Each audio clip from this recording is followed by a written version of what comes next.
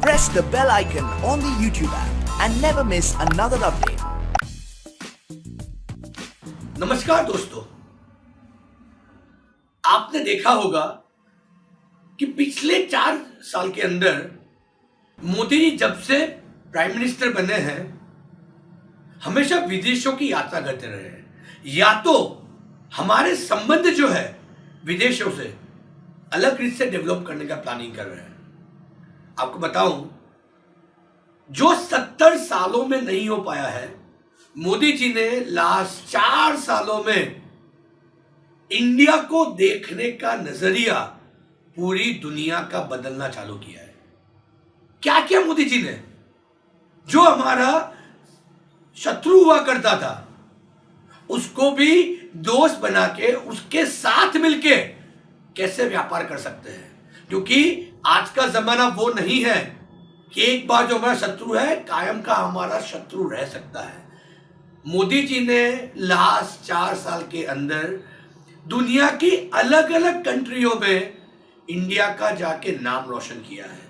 वहां पे कैसे विदेश व्यापार कर सकते हैं हम लोग, किस तरह से हमारा बिजनेस बढ़ सकता है, क्या क्या उस कंट्रीज की रिक्वायरमेंट है इंडिया से, या तो इंडिया को किस किस चीज की उस कंट्री से रिक्वायरमेंट है।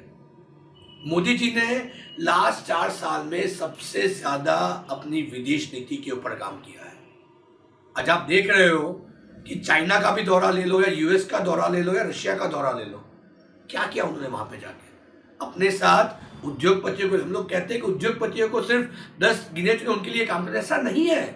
पूरी इंडस्ट्री डेवलप होती है क्योंकि वहां के उद्योगपति भी यहां पे आके बिजनेस करने का प्लान करते हैं। अगर वो लोग यहां पे इन्वेस्ट करेंगे तो ऑटोमेटिकली उनका काम भी बनने वाला है, क्योंकि आज सारी दुनिया चाइना का ऑल्टरनेटिव देख रही है और India is the best alternative across the world. Modi ji को ये बात डे 1 से समझ में आ गई थी कि अगर दुनिया में वापिस वो सोने के दिन लाने हैं तो पूरी दुनिया को इंडिया को लेके, इंडिया को देखने का अपना नजरिया बदलने की जरूरत है। यही सबसे बड़ा चेंज मोदी जी ने किया है। जो 2013 से पहले इंडिया की सिचुएशन थी और 2018 में आज इंडिया की सिचुएशन है वर्ल्ड लेवल पे, आज हर इंडियन जो इंडिया के बाहर है वो इंडियन होने का गर्व कर रहा है कि इंडिया में हूं, इंडिया में बदलाव देख रहा है, न्यू इंडिया का सपना देख रहा है। और वही सबसे बड़ा काम मोदी जी ने किया है। आज पूरी दुनिया इंडिया को एज एन अपॉर्चुनिटी देख रही है। आप देख रहे हैं हम लोग दुनिया की 2 महासत्ता है, एक हो गया यूएसए, एक हो गया चाइना। उन दोनों के बीच में ट्रेड वॉर चल रहा है। उसका सबसे बड़ा बेनिफिट इंडिया को मिलने वाला है।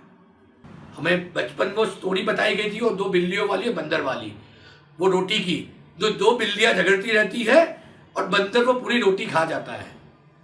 फ्रेंकली बताऊं, हम उस स्टोरी में भी यही कहते थे कि बंदर बहुत स्मार्ट था। आज इंडिया की सिचुएशन भी मेरे हिसाब से वही है। 2 बिल्लियां टॉप की लड़ाई कर रही है, एक दूसरे के साथ ट्रेड वॉर कर रही है। उसका सबसे बड़ा बेनिफिट एज एन इंडिया को मिलने वाला है, क्योंकि उनका ऑल्टरनेटिव क्या है। आज यूएसए के लिए भी इतना मार्केट खुलेगा एज वेल एज चाइना के लिए भी उतना ही मार्केट खुलेगा, क्योंकि बहुत सारी कंट्री 2 पोल में डिवाइड हो गई है। अब वो आधे यूएस से नहीं लेंगे, आधे चाइना से नहीं लेंगे, तो लेंगे कहां से? And that's the opportunity. Modi ji आज इंडिया के दुनिया के कोने कोने में जाके इंडिया की जो अच्छाइयां है, इंडिया की जो स्ट्रेंथ है, इंडियंस की जो स्ट्रेंथ है, वो बताने का काम कर रहे हैं। इसीलिए जरूरी है कि उन्होंने जो मिशन चालू किया है कि दुनिया में एक इंडिया की नई पहचान बनाने का, जो आज के आजादी के 70 साल तक हम नहीं बना पाए, उसमें हमें योगदान देना चाहिए।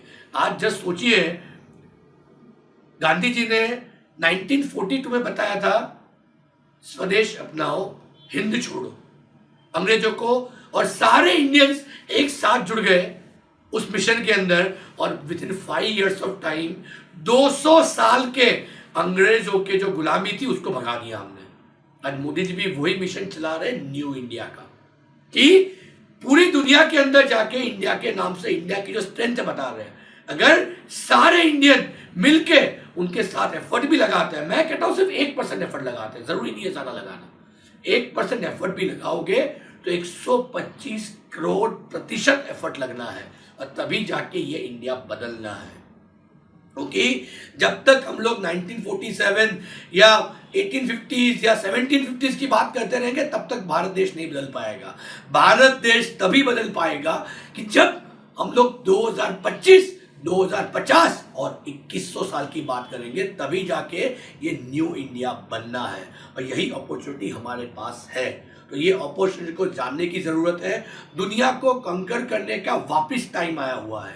सारी दुनिया आज हमें अपॉर्चुनिटी एज एन अपॉर्चुनिटी देख रही है। उस चीज का बेसिकली सबसे ज्यादा बेनिफिट लेने की जरूरत है। हमें बचपन में बताया जाता है कि जब लक्ष्मी जो होती है हमारे घर पे सिर पे तिलक करने आए तो हमें मुंह धोने जाना नहीं चाहिए। आज वही सिचुएशन इंडिया के पास आई है। सारी दुनिया इंडिया को एक अपॉर्चुनिटी देख रही है, उस चीज का बेनिफिट लो। दुनिया में जो गए हुए मिशन गोल्डन बर्ड के देश थे, जो गोल्डन बर्ड के देश थे हमारे, जो चले गए, उसको वापस लाने के लिए हाथ बढ़ाओ, तभी जाके हम लोग सक्सेसफुली इंडिया के वो जो स्वर्ण दिन थे वो वापस ले आ पाएंगे। सो मेरी रिक्वेस्ट है, विदेश के सच को जानिए और ज्यादा से ज्यादा विदेश व्यापार कीजिए, ताकि हम लोग दुनिया के अंदर वापस वो जो गोल्डन बर्ड देश थे वापस ला सकते हैं।